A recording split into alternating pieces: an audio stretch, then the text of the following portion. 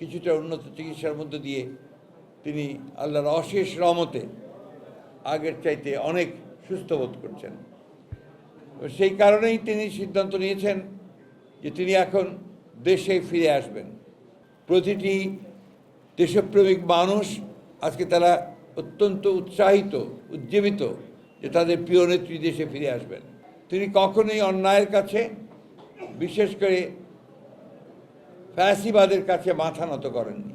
আল্লাহর অশেষ রহমতে 4 মাস ম্যাডাম যুক্তরাজ্যে প্রথমে একটি হাসপাতালে চিকিৎসা নিয়েছেন এবং সেখানকার চিকিৎসকদের পরামর্শ অনুযায়ী তিনি বাসায় গিয়ে চিকিৎসা আবার কন্টিনিউ করেছেন।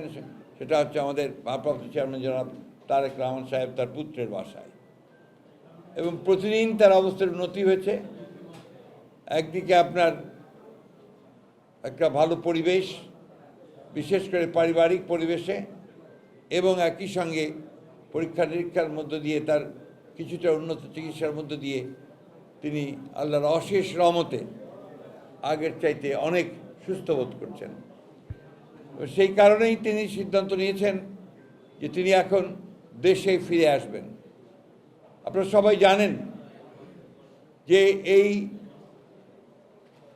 এশিয়ার উপমহাদেশের ও এশিয়া মহাদেশের নারী নেত্রীদের মধ্যে গণতন্ত্রের জন্য যে 2-1 সবচেয়ে বেশি ত্যাগ স্বীকার করেছেন এবং সবচেয়ে বেশি নির্যাতিত হয়েছেন, নিপীড়িত হয়েছেন, কারা নির্যাতিত হয়েছেন, আমাদের দেশনেত্রী বেগম খালেদা জিয়া তাদের মধ্যে অন্যতম। এবং তিনি কখনোই অন্যায়ের কাছে, বিশেষ করে ফ্যাসিবাদের কাছে মাথা নত করেননি। ইতিপূর্বে আপনারা জানেন 1971 সালের স্বাধীনতা যুদ্ধের সময় এই দেশনেত্রী বেগম খালেদা জিয়া তিনি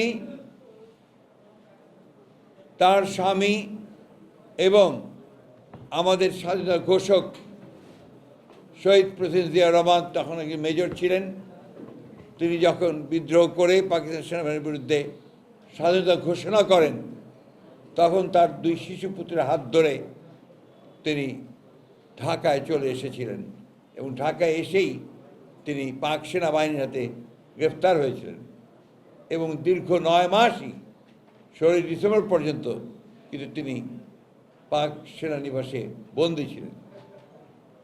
এই মহিয়সী অকুতভয় নেত্রী, যিনি বাংলাদেশ স্বাধীনতার সার্বভৌমত্ব প্রশ্নে কোনোদিন আপোষ করেননি, যিনি গণতন্ত্রের প্রশ্নে কখনো আপোষ করেননি, সেই নেত্রী ফ্যাসিস্ট হাসিনা সরকারের মিথ্যা মামলায় তাকে কারাগারে পাঠিয়ে তাকে নির্যাতন করে তাকে অত্যন্ত অসুস্থ করে ফেলা হয়। আপনারা জানেন যে তার যে অসুখ হয়, সেই অসুখে আমরা এখানে স্থানীয়ভাবে তার চিকিৎসকরা চিকিৎসা করেন এবং বাইরে থেকেও জানেন আমেরিকার জন হপকিন্স হসপিটাল থেকে চিকিৎসকরা এসেছিলেন এবং তার চিকিৎসা তারা এখানেও করেছেন। পরবর্তীকালে এই ছাত্র জনতার অভ্যুত্থানের পরে, তার মুক্তির পরে তিনি যুক্তরাজ্যে গিয়ে তার চিকিৎসা, উন্নত চিকিৎসা তার হয়েছে, তিনি সেখান থেকে ফিরে আসছেন। আমি এই কথাটার জন্য জোর দিয়ে বলতে চাই যে এই মহাদেশে দেশনেত্রী বেগম খালেদা জিয়ার মতো এইরকম ত্যাগ স্বীকার করা গণতন্ত্রের জন্য এইরকম নারী নেত্রী আমরা অবশ্যই খুব একটা চোখে আমাদের পড়ে না। তিনি আমাদের কাছে অত্যন্ত প্রিয় শুধু নন, তিনি আমাদের একজন অত্যন্ত বড় সম্পদ।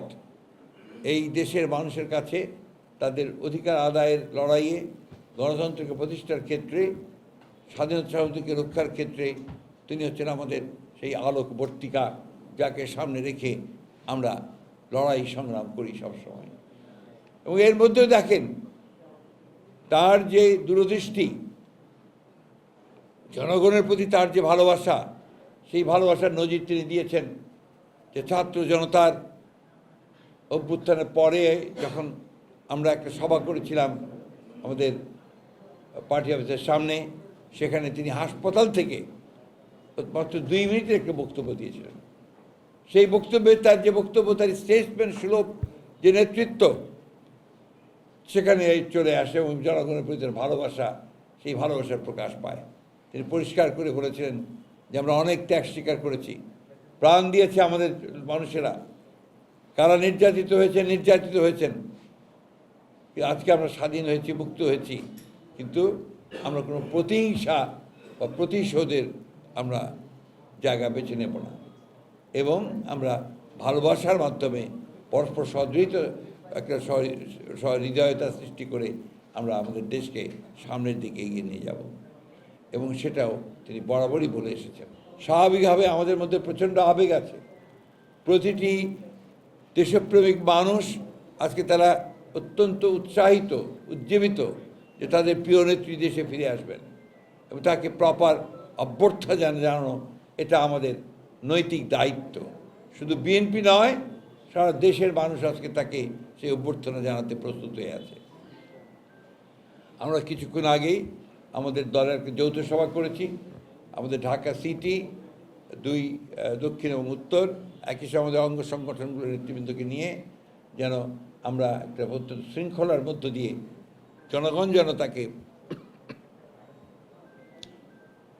অভ্যর্থনা জানাতে পারেন, সেই ব্যবস্থাটা আমরা গ্রহণ করছি।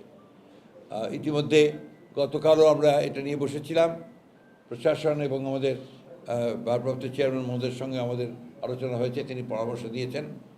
আমরা আশা করছি যে আগামী 5 তারিখে দেশনেত্রী বেগম খালেদা জিয়া একটি বিশেষ বিমানে, সম্ভবত সেটা আমরা যেটা আশা করছিলাম, যে বিমানে তিনি গেছেন, অর্থাৎ আপনার কাতারের রয়্যাল অ্যাম্বুলেন্স, সেই অ্যাম্বুলেন্সের ফ্লাইটেই তিনি আমাদের দেশে, আমাদের মাঝে আবার ফিরে আসবেন। সময়টা আমরা নিশ্চিত করে বলতে পারছি না, কারণ এই সময়টা নির্ভর করবে আপনার বিভিন্ন বিষয়ের উপরে। এটা যদি আজকে রাত্রের মধ্যে আমরা নিশ্চিত হই, নাহলে কাল হই, যখনই আমরা নিশ্চিত হব আমরা আবার আপনার গণমাধ্যমের মাধ্যমে সেটাকে জনগণের কাছে পৌঁছে দেবো, আপনাদের সকলের কাছে পৌঁছে দেবো। কিন্তু আমাদের দলীয় নেতাকর্মীদের কাছে আমাদের আবেদন থাকবে যে তারা অত্যন্ত শৃঙ্খলা সহকারে রাস্তার 2 ধারে কোনো যানজট সৃষ্টি না করে তারা তাদের নেত্রীকে, এই মহান নেত্রীকে তারা অভ্যর্থনা জানাবেন। আমরা যেটা সাজেস্ট করেছি যে এক হাতে জাতীয় পতাকা, আরেক হাতে দলীয় পতাকা দিয়ে আমরা তাকে অভ্যর্থনা জানাবো, এটা হচ্ছে আমাদের সিদ্ধান্ত। এবং আমাদের নেতৃবর্গ তো দায়িত্ব নিয়েছেন যে তারা শৃঙ্খলার মধ্য দিয়ে এই অভ্যর্থনা যেন আমরা দিতে পারি, সে ব্যবস্থা তারা নিশ্চিত করবেন। জনগণের কাছে আমাদের আহ্বান থাকবে যে এই ফ্লাইটটি আসার পরে বা আগে তারা যেন